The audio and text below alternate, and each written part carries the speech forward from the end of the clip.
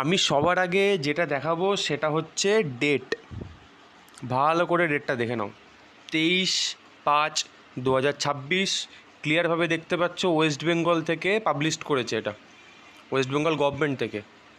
এটা কিন্তু যারা যারা অনুপ্রবেশ করেছো ভারতে, যারা যারা ইল্লিগালভাবে ভারতে এসছো, তাদের জন্য খুবই কিন্তু চিন্তার বিষয় চলে এসছে। এখনও সময় আছে, পগার পার হয়ে যাও, ধরা পড়লে কিন্তু চাপ আছে।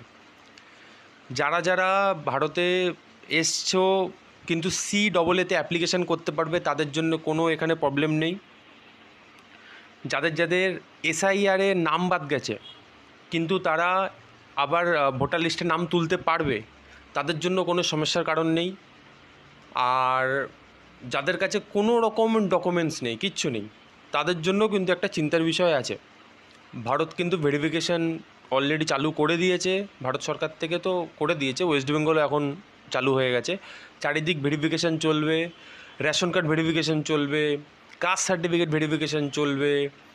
আর মানে চারিদিক থেকে এরা আচ্ছা, তো ভোটার কার্ডে কাদের কাদের নাম বাদ গেল সেগুলোও কিন্তু সার্ভে চলছে, এবং কারা কারা CAA-তে অ্যাপ্লিকেশান করতে পারবে।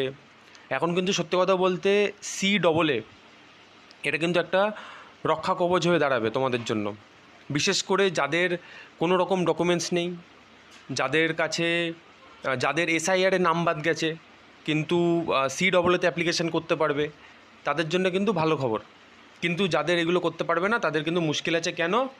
এখানে দেখো, এখানে কী লেখা, ভারতে কিন্তু হোল্ডিং সেন্টার বানানো হচ্ছে।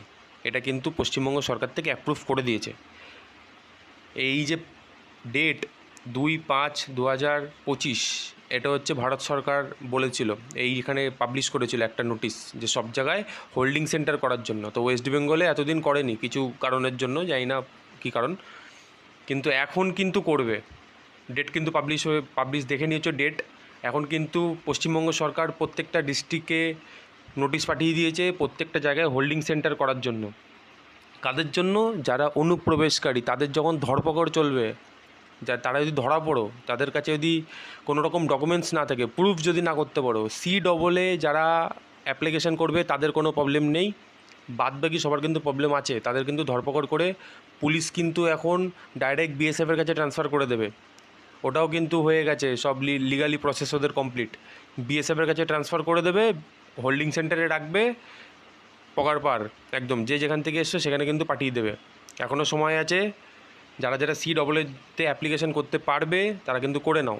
যাদের যাদের SIR-এর নাম বাদ যায়নি তাদের কোনো অসুবিধা নেই। যাদের যাদের SIR-এর নাম বাদ গেছে তারা কিন্তু যা যা তোমাদের কর্তব্য করার তাড়াতাড়ি কিন্তু করে নাও একদম।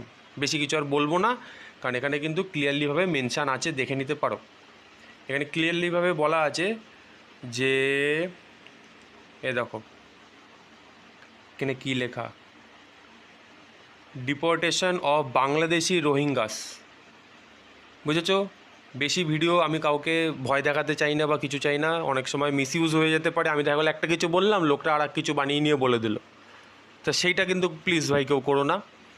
এখানে ভয় পাওয়ার কিছু নেই, কিন্তু যারা যারা ইলিগালভাবে ঢুকেছে তাদের কিন্তু কপালে এবার দুঃখ আছে।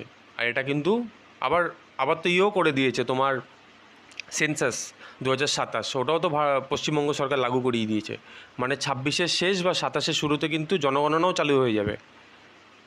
মানে ভালো চাপ আছে, মানে 26, 27, 28, এই আমি জানি না কেন এই সালগুলো অনুপ্রবেশকারীদের জন্য খুব একটা ঠিকঠাক সময় যাবে না মনে হচ্ছে।